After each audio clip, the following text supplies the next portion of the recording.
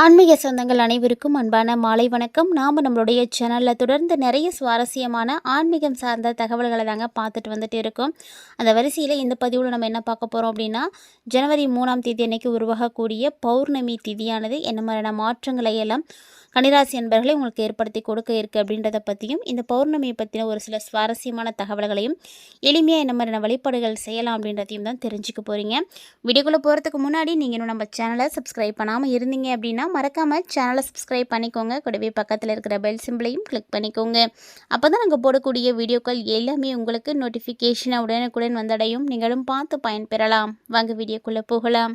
2026ஆம் ஆண்டு உருவாகக்கூடிய பௌர்ணமி பார்த்திங்கன்னா ஜனவரி மாதம் 3ஆம் தேதி சனிக்கிழமை அன்னைக்கு இருக்குங்க. ஆனால் திதி ஆரம்பிக்கக்கூடிய நேரம் பார்த்திங்கன்னா வெள்ளிக்கிழமை அன்னைக்கே வந்து திதி ஆரம்பிச்சிடுது. இருந்தாலும் பௌர்ணமி முழுமையான ஒரு டைமிங்னால் அது சனிக்கிழமை தான். ஸோ வெள்ளிக்கிழமையில் இந்த பௌர்ணமி வருது அப்படிங்கும் பொழுது ரொம்ப ஸ்பெஷல். இந்த ஆண்டினுடைய முதல் பௌர்ணமி திதி ஆரம்பமாகிறது வெள்ளிக்கிழமைங்க. இந்த வெள்ளிக்கிழமை நாளில் வரதுனால பொதுவாகவே பௌர்ணமியில் எல்லா தெய்வங்களையும் வழிபாடு செய்யலாம்.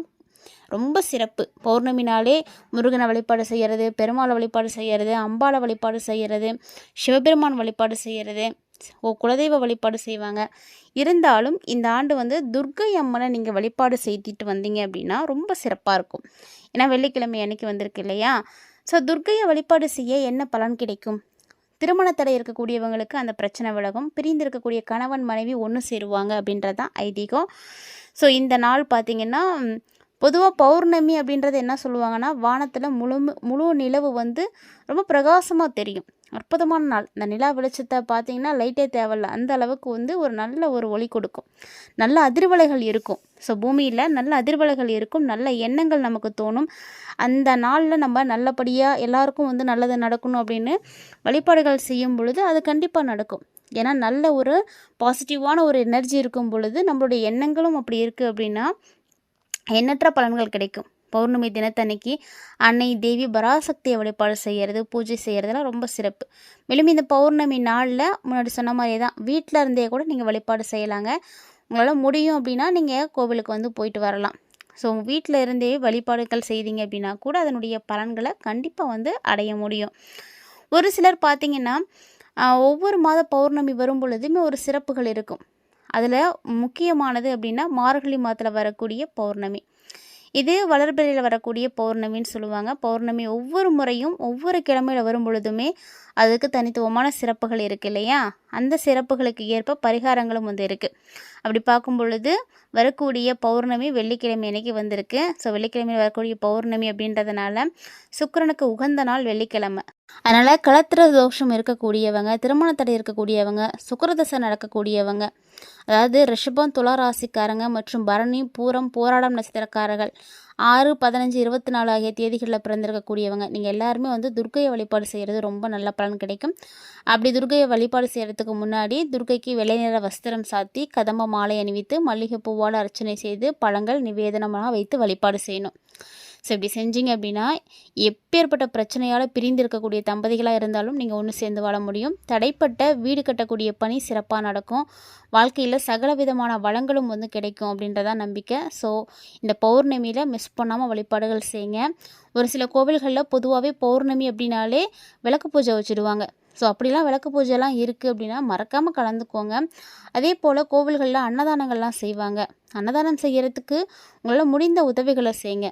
அதுவும் குறிப்பாக பௌர்ணமி தினத்தன்னைக்கு பெண்கள் விரதம் இருந்து வழிபாடுகள் செய்கிறது உங்களுடைய குடும்பத்துக்கு ரொம்ப நல்லது. தீர்க்க சுமங்கலி பாக்கியம் கிடைக்கும். உங்களுடைய குடும்பம் ரொம்ப வளமாக வந்து மாறும். இந்த மாதிரி எக்கச்சக்கமான நன்மைகளை கொடுக்கக்கூடிய, நினைத்ததை நடத்தி வைக்கக்கூடிய மார்கழி பௌர்ணமியை கண்டிப்பாக யாருமே மிஸ் பண்ணிடாதீங்க. ஸோ அந்த மார்கழி பௌர்ணமியை தான் ஆருத்ரா தரிசனம் செய்யக்கூடிய நாள் அப்படின்னு சொல்லுவாங்க. எம்பெருமான் ஈசன் நடராஜராக காட்சி கொடுத்த ஒரு காலம். அதனால் சிதம்பரம் பார்த்திங்கன்னா ரொம்ப விசேஷமாக இருக்கும். ஸோ கண்டிப்பாக வாய்ப்பு இருக்கிறவங்களாம் சிதம்பரம் போய் பார்த்துட்டு வாங்க. எத்தனை பேர் மார்கழி மாத பௌர்ணமியில் சிதம்பரம் போய் எம்பெருமான் ஈசனை நடராஜர் கோலத்தில் வந்து தரிசனம் செய்திருக்கீங்க அப்படின்னு மறக்காமல் வந்து கமெண்ட் பண்ணுங்கள். ஸோ வீட்டில் இருந்தும் வழிபாடுகள் செய்யலாம், தப்பு கிடையாதுங்க. ஆலயத்துக்கு போக முடியறவங்க போயிட்டு வாங்க, அது ஒரு பாக்கியம்தான். ஏன்னா எல்லாராலையும் போக முடியாது. ஸோ அதுக்குன்னு யாருக்காவது பாக்கியம் இருக்கும், அவங்க மட்டும்தான் போக முடியும். ஸோ இப்படி எக்கச்சக்கமான விஷயங்கள் இந்த மார்கழி பௌர்ணமிக்கு உண்டு.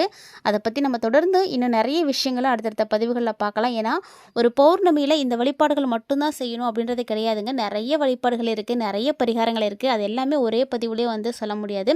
ஒவ்வொரு பதிவுலேயும் ஒவ்வொரு பரிகாரங்கள், ஒவ்வொரு சிறப்புகள் பற்றி அதை நம்ம பேசிகிட்டே இருக்கோம். ஸோ தொடர்ந்து நம்ம சேனலை வாட்ச் பண்ணிங்க அப்படின்னா நீங்கள் எல்லா விஷயங்களையுமே தெரிஞ்சுக்கலாம்.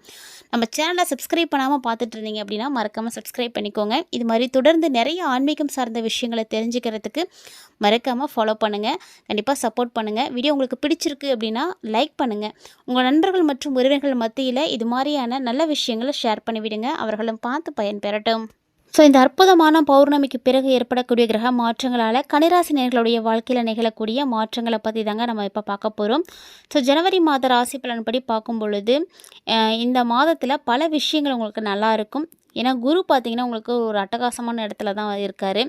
ஏன்னா குரு இந்த மாதம் 10வது வீட்டில் வக்ரமாக இருப்பாருங்க. அதே நேரம் சனி 7வது வீட்டில் உறுதியாக இருக்க போகிறாரு. ராகு பார்த்திங்கன்னா 6வது வீட்டில், கேது 12வது வீட்டில் இருப்பாங்க. ஸோ இதனால் உங்களுடைய எதிரிகள் வந்து யாராக இருந்தாலும் கண்டிப்பாக வந்து உதயமாக மாட்டாங்க.